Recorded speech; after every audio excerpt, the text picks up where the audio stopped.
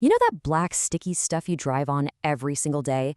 It's under your car, it's probably on your roof, and it quietly holds our entire world together. Well, today we're putting one of the most common materials on Earth on trial. We're talking about asphalt. And that really is the big question for this explainer, isn't it? Is this stuff an underrated S-tier infrastructure hero that paved our modern world? Or is it just, a dirty necessity we can't seem to shake? We're about to find out. I mean, to really get a handle on the scale here, just look at this number, 1.4 billion tons. Yeah, that's enough to pave a 2-lane road all the way to the moon and back. And that's every single year. After concrete and stone, it's one of the highest volume materials on the entire planet. All right, so let's get into it. So here's how we're going to break this down. We'll start with the case against asphalt. Then we'll hear its defense. After that, we'll dip into its history, hand on our final verdict, and then, we'll look at the road ahead. All right, first up, the prosecution. Look, for all the good it does, asphalt has some major cracks in its foundation, and it's time we took a hard look at them. And what's so wild is how all of these flaws are kind of tangled together. It all starts with crude oil, right? So that automatically ties our roads directly to fossil fuels and, well, all the baggage that comes with that.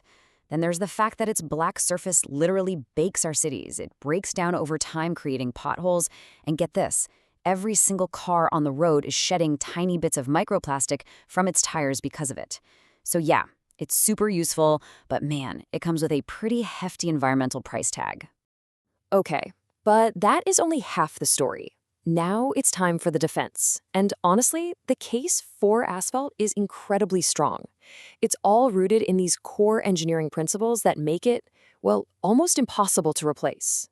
The absolute secret weapon for asphalt comes down to one word: viscoelasticity. It's a really cool property, actually.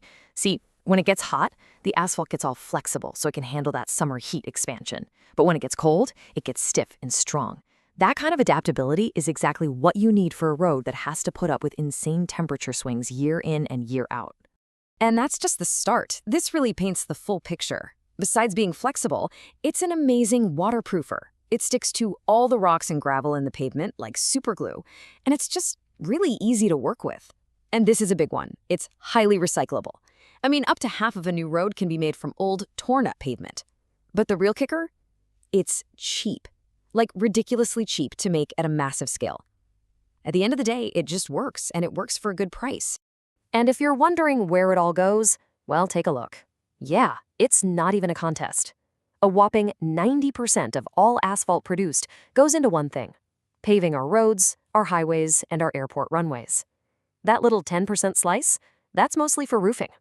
This stuff isn't just dominant, it's a straight-up monopoly.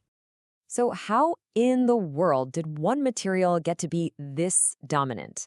Well, its story goes back way further than you'd probably guess, thousands of years before the first car ever hit the road. Let's dig into the history of it. So for thousands of years, people used natural asphalt, the stuff that just seeps out of the ground. Think of the La Brea tar pits, to waterproof their boats and buildings. But the real game changer came in 1870. That's when the first modern asphalt road was laid, right in New Jersey.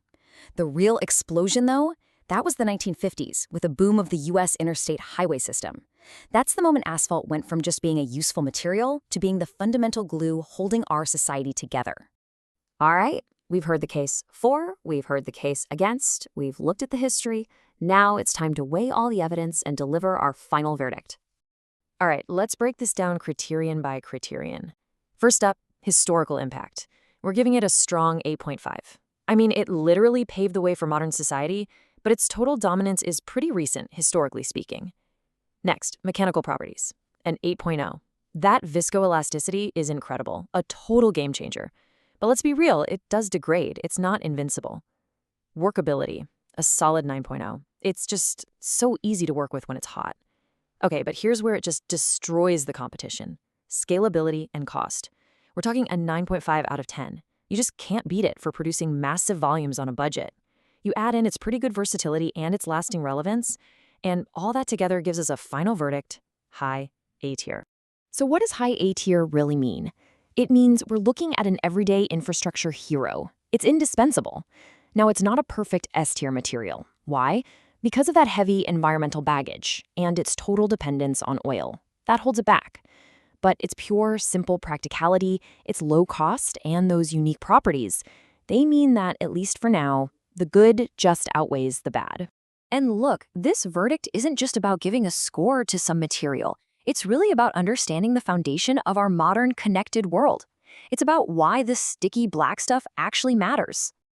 I think this quote just captures it perfectly. We always think of concrete and steel as the titans of construction, right? And they are. They build our cities up. But asphalt is what connects everything across. It's the network, it's the circulatory system of our society that lets people, goods, and even ideas move around. In a very real way, it's the pavement of progress. So we'll leave you with this thought.